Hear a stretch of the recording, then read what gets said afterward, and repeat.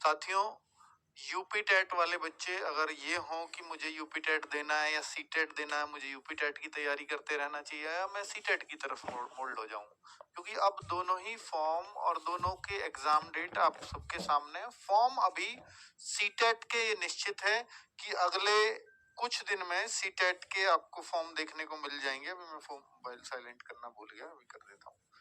ठीक है, C TET के फॉर्म आपको अगले कुछ दिन में मिल जाएंगे, लेकिन यूपी टेट क्या फॉर्म मिल सकते हैं देखने को? तो मैं कहूंगा जवाब है नहीं, दूर दूर तक नहीं है।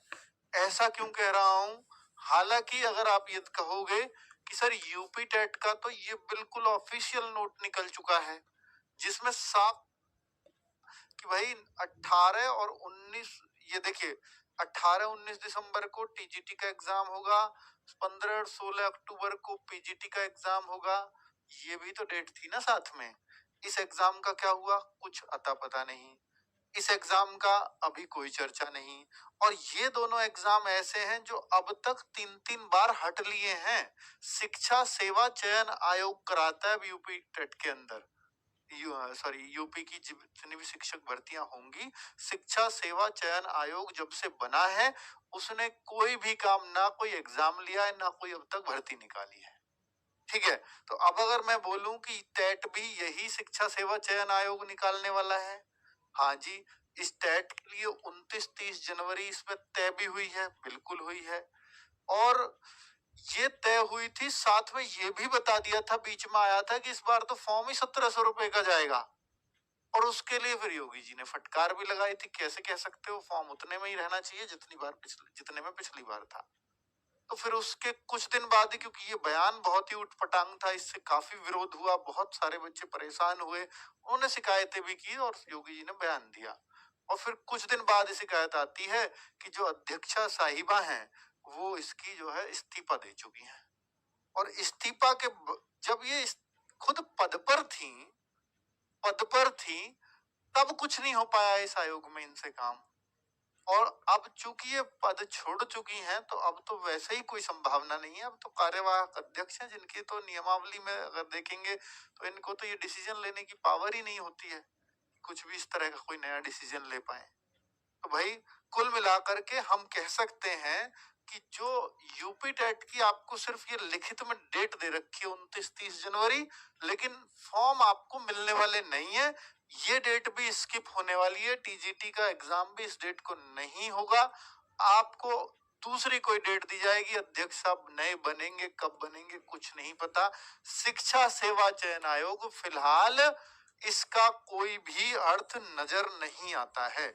चलिए, 4 साल में पहली बार आ रही थी, 2021 में फॉर्म आए थे, अब 2025 में फॉर्म आने की उम्मीद थी, अब 25 में तो आने से रहे, 26 में आएंगे, तो 5 साल में एक बार टेट की उम्मीद निकली, वो भी इस तरह से धूमिल होती दिखाई दे रही है।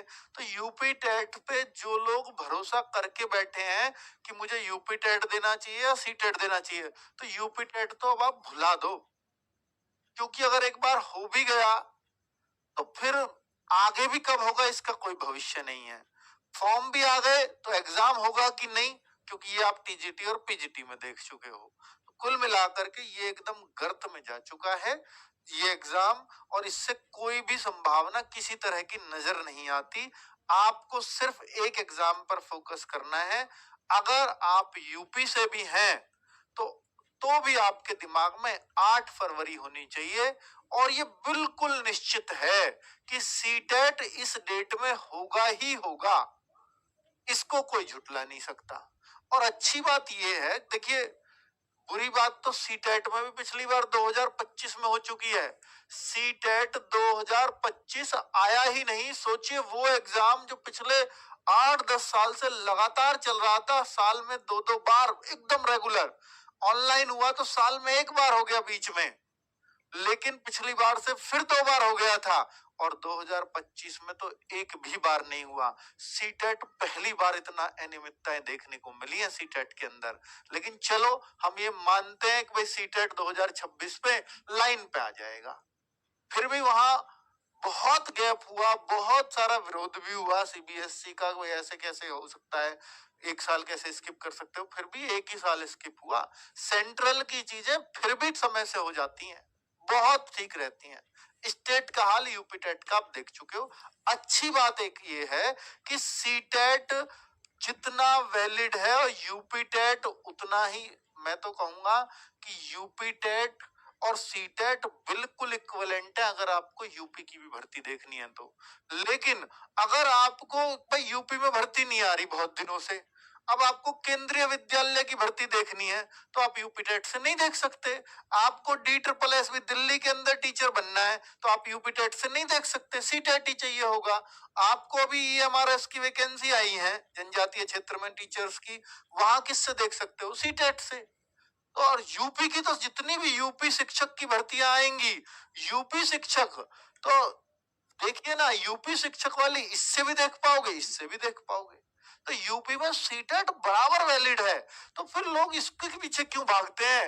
लोगों को लगता है कि ये आसान है निकालना। मैं कह रहा हूं कि ये भी बहुत आसान हो जाएगा सीटेट भी। तो आप सीटेट निकालिए, सारे ऑप्शंस खुल जाते हैं आपके। अब सीटेट में आपको कंफ्यूजन है, सीटेट को लेकर के कंफ्यूजन है कि सर सीटेट में 2 पेपर होते हैं, यूपी टेट में भी 2 ही होते हैं। एक होता है 1 to 5 का, एक होता है 6 to 8 का, बिल्कुल होता है। अब कई लोगों के मन में तो ये वहम है कि सीटेट यूपी टेट से बहुत हार्ड है। बिल्कुल भी ऐसा नहीं है, इसके बिल्कुल निश्चित है, थोड़ी सी समझदारी विकसित करनी पड़ती है पेडागोजी के लिए, बाकी कतई भी मुश्किल नहीं है। सीटेट का एक सेट पैटर्न है, वैसे ही चीजें पूछी जाती हैं। यूपी टेट में तो फिर भी फैक्ट पूछ लेता है, फिर भी बहुत सारी कुछ रिटर्न तो लगाना पड़ेगा आपको, लेकिन सीटेट में फिक्स जगह से क्वेश्चंस आते हैं। और सीटेट अगर आप देखो नियमित तौर पर अगर सीटेट देते हैं तो फिर लगता है कि सीटेट से आसान कोई चीज नहीं है। और वैसे अगर मैं आपको रिजल्ट बता दूं तो 6 to 8 में 8 से 10% बच्चा ही पास होता है, और इसमें भी अगर रिजल्ट बताऊं तो इसमें 15% लोग पास होते हैं।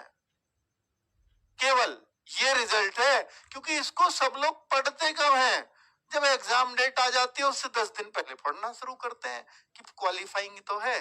भाई क्वालिफाइंग करना ही मुश्किल हो जाएगा आपको, तो कम से कम मैं ये मानता हूं कि इसकी तैयारी के लिए अगर आप 2.5 से 3 मंथ अगर दे देते हैं हम लोगों को, तो ये आपका रुकेगा नहीं है एग्जाम, बिल्कुल भी नहीं रुकेगा। ठीक है, 1 to 5 किन लोगों को देना है? देखिए DLED वाले जो भी बच्चे हैं वो इस एग्जाम को दे सकते हैं, JBT वाले दे सकते हैं, जो भी, और डाइट वाले दे सकते हैं, तो उनके लिए 1 to 5 बना है।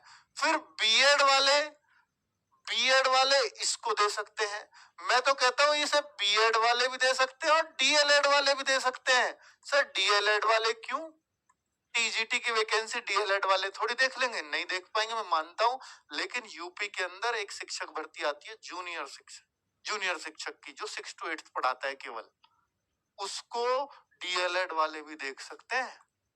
टीजीटी तो नहीं देख पाएंगे, टीजीटी तो केवल बीएड देखता है। लेकिन 6 to 8 टीजीटी क्या होता है? जो 9th-10th को भी पढ़ाता हो, तो वहां तो बीएड ही चलेगा।